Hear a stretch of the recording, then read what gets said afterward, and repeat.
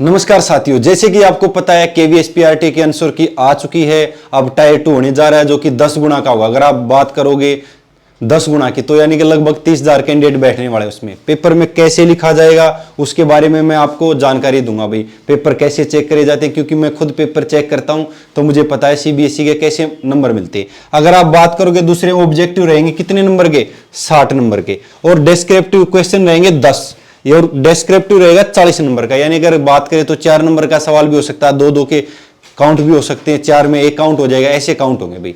ठीक है, negative marking रहेगी सिर्फ ऑब्जेक्टिव में, सब्जेक्टिव में कोई नेगेटिव मार्किंग नहीं है। आप देख सकते हो 0.25 मार्क की नेगेटिव मार्किंग है। अगर आप बात करेंगे पेपर कैसे लिखना उसके बारे में, ऐसी आपको एक सीट मिलेगी, उसके में अंदर आपको एंट्री करनी है। मैंने अपना नाम लिख दिया, आप अपना नाम लिखेंगे। यहाँ आपको रोल नंबर मिलेगा। अब जब भी आपका एग्जाम हॉल में बैठे होगे तो 2 टीचर यहाँ साइन करते हैं, यहाँ पूरी डिटेल भरी जाती है, और जब पेपर चेक होने के लिए जाया जाता है तो इसको हटा लिया जाता है। ये जब चेक करने जाते हैं दिखाई नहीं देता हमें, बच्चे की कोई डिटेल हमें दिखाई नहीं देती किस बच्चे का, टेप लगा दी जाती है और इसको फाड़ के अलग कर लिया जाता है। तो भाई नंबर कैसे दिए जाते हैं, मैंने मान लो तीसरा क्वेश्चन है 4 नंबर का, तो 4 यहाँ। जो अटेम्प्ट नहीं करे उस पर डैश लगता है, जो सवाल आपने गलत किया है उसमें 0 नंबर दे दी जाती है। मैंने एग्जाम्पल के तौर पर दे रखा है 0, और जो आपने अटेम्प्ट नहीं करे उसके ऊपर डैश लगा दिया। मैंने मैथ के बता रहा हूं मैं, ठीक है। तो ये मिलेगा, यहाँ टोटल नंबर होगा, 2 टीचर के साइन होंगे भाई। उसके बाद अगर मैं आगे बढ़ता हूं तो लिखना कैसे, अब देखो यहाँ signature of examiner, signature of checker. आप ये समझते हो ना कि गड़बड़ हो जाती है, इसमें कोई गड़बड़ नहीं होती। कई बार चेक होता है, यहाँ टोटल लिखा जाता है, ये एक बार ये चेक करेगा, एक बार ये चेक करेगा, सबका टोटल यहाँ लिख के फिर टोटल यहाँ लिखा जाएगा, ये रहा टोटल। अब सीट कैसे लिखनी है, सीबीएसई में कैसे सीट लिखी जाती है, कैसे बच्चे पूरे के पूरे नंबर लेते हैं, और कैसे एक मास्टर बच्चों को नंबर देता है। जैसे कि मैं जाता हूँ चेक करने तो मैं कैसे नंबर देता हूँ, किस आधार पर। तो देखो मैंने मान लो क्वेश्चन नंबर 9 अटेम्प्ट किया, आपको बिल्कुल बीच में लिखना है, इधर लाइन लगा लें। ये आपका रफ काम के लिए आपको साइड में लाइन लगा लेनी अगर आपको कैलकुलेशन करनी है। मैंने ये लिखा पूरा क्वेश्चन, देखो ये 4 नंबर का सवाल था तो ये 4 नंबर दे दिए। अब किस स्टेप के कितने नंबर है वो सारी जानकारी आज तुम्हें मिलने वाली है पूरी डिटेल से। ये लो भाई, सीट कैसे लिखनी है एक बार देख लीजिए, फिर नंबर कैसे दिए जाते हैं वो फिर मैं बताऊंगा आपको। ये लो भाई, मैंने क्वेश्चन नंबर 11 कर दिया, ये भी मान लो 4 नंबर का था। तो हर स्टेप के नंबर दिखाता हूं तुम्हें कि सीबीएसई में कैसे चेक होते हैं। मैं पूरे 15 दिन में आया था अभी चेक करके, अप्रैल में। लो भाई क्वेश्चन 13, ये 2 पार्ट में आया, ये पहला पार्ट, ये दूसरा, 2-2 नंबर के 2 पार्ट थे तो 4 नंबर। अगर बात करेंगे, लो भाई ये सारी चीजें मैं तुम्हें सिखाऊंगा सीट कैसे लिखनी है। एक बार रिजल्ट आने दो फिर मैं तुम्हें सिखाऊंगा सीट कैसे लिखनी। अगर मैं बात करता हूं क्वेश्चन नंबर 3 के, तो आप देख सकते हैं, लो भाई ये सारी चीजें आपके सामने। 2 बार लग गया शायद क्वेश्चन नंबर, ये 13 है भाई। 13 भी 4 नंबर का, 2-2 नंबर के 2 पार्ट में, 3 भी 2-2 पार्ट के 2 नंबर में। अब आपको नंबर कैसे चाहिए, तो मान लो मैंने 11वां सवाल अटेम्प्ट किया है, मान लेता हूं मैं, तो इस इतना स्टेप लिखोगे 1 नंबर, इसका सिर्फ इतना लिखोगे 1 नंबर। अब मैं बता देता हूं जो मैंने किया है उस पर चला जाता हूं मैं। लो भाई 13 नंबर में 2-2 नंबर के 2 सवाल थे, पार्ट थे। अगर मैं बात करूं, इसने कहा कि प्राइम नंबर आने की प्रायिकता ज्ञात करनी, प्रोबेबिलिटी। अगर मैं सिर्फ प्राइम नंबर लिखता हूं, कितने तक बोला था इसने, 25 तक बोला था, 25 तक बोला था, 25 नंबरों में प्राइम नंबर आने की प्रायिकता।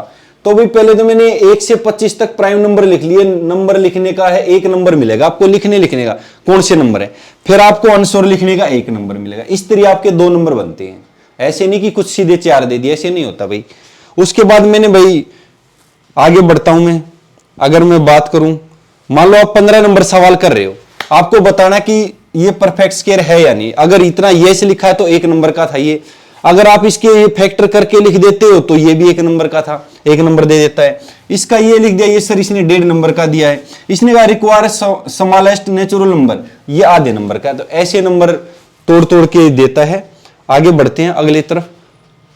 मान लो भाई ये वाली पीडीएफ खोलते हैं। मैंने तीसरा सवाल भी किया था। अगर तीसरे सवाल में आप जाते हो तो अगर मैं बात करता हूं क्या, ईच इंटीरियर एंगल रेगुलर ऑक्टेगन, तो इसमें क्या दिया है अगर आप देखोगे तो भाई ये 1 नंबर का, ये स्टेप लिखोगे तो 1 नंबर मिलेगा। उसके बाद अगर आप 180 में से इसको माइनस करोगे, इसका 1 नंबर, तब जाके आपके 2 नंबर बनते हैं। ऐसे ही अगर आप इसके दूसरे पार्ट में जाते हो, इसने कहा कि मैं क्या गुणा करूं इसके साथ कि ये परफेक्ट क्यूब बन जाए, ये सवाल है। 135 के प्राइम फैक्टर कर दिए, ये इसका 1 नंबर मिलेगा। अब गुणा किसकी करनी है वो बताने के लिए आपको 1 नंबर मिलेगा, तब जाके 2 2, जब आपको 4 नंबर मिलेंगे। ये देख सकते हो। मैंने 9 नंबर सवाल किया, इसने कहा स्मॉलेस्ट 4 डिजिट नंबर बताना 1000 जो कि परफेक्ट स्क्वायर हो। तो सबसे पहले मैंने क्या किया सर, इसके मैंने क्या कर लिया, विभाजन विधि से निकालना शुरू किया। तो इसका कितना नंबर है, 1.5। जब आप ये कंडीशन लिखोगे ना, 1031 का स्क्वायर और 32 के स्क्वायर के बीच में, यानी 31 के स्क्वायर से बड़ा इससे छोटा, इसका मिलेगा आधा नंबर। अगर मैं बात कर रिक्वायर स्मॉलेस्ट नंबर 32 का स्क्वायर मतलब कौन सा नंबर है, तो 1024। जब ये स्टेप लिखा हुआ तब 1 नंबर मिलेगा। और नंबर कितने हो गए, 1 2 और 1 3। इस तरह आपके 3 नंबर हैं। 4 4 के आपके सवाल आएंगे, इसलिए मैंने 4 दे रखे हैं। आप ये ना सोचे कि मुझे नहीं पता था कि ये 3 का, वहां 4 दे दिए, ऐसा कुछ नहीं है। 4 4 के सवाल थे। तो देख सकते हो आप कैसे आपको नंबर मिलेंगे। ठीक है, ये लो भाई, ये था भाई आपका, और मैंने पूरी डिटेल आपको बता दी है। और आप बैच के बारे में जानकारी ले सकते हैं। हमारे बैच हैं जिसमें गणित मैं ही पढ़ाऊंगा।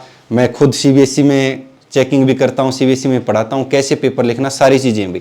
अगर आप बैच की बात करते हैं तो भाई जीएसए का भी बैच है, मेन बैच, लैब असिस्टेंट का भी है। ये हमारा केवीएस पीआरटी बैच है, 699 का है, आप ले सकते हैं। इसमें मेरा शुरू होने वाला है जैसे ही रिजल्ट आएगा। रिजल्ट आपका फरवरी के लास्ट में या मार्च के पहले सप्ताह में आने वाला है। चलो भाई, ऐसे ही केवीएस एनवीएस के भी बैच आप देख सकते हैं सारे। ये बैचेज आप ले सकते हैं। अगर आपको कोई भी परेशानी आ रही है तो हेल्पलाइन पर कॉल कर सकते हैं। और डीएसएसबी का पेपर पीआरटी का चल रहा है, तो ये हमारी बुक है जो कि आ चुकी है, पार्ट बी की है। इसमें 15 प्रैक्टिस सेट हैं। मनु मैडम ने खुद ये बुक लिखी है, तो भाई आप इसको प्रैक्टिस के तौर पर लास्ट मोमेंट पर रख सकते हैं। आपके बहुत काम की है, स्कोर बूस्ट होगा अच्छा। तो धन्यवाद साथियों, हमारे साथ जुड़ना ना भूलें भाई।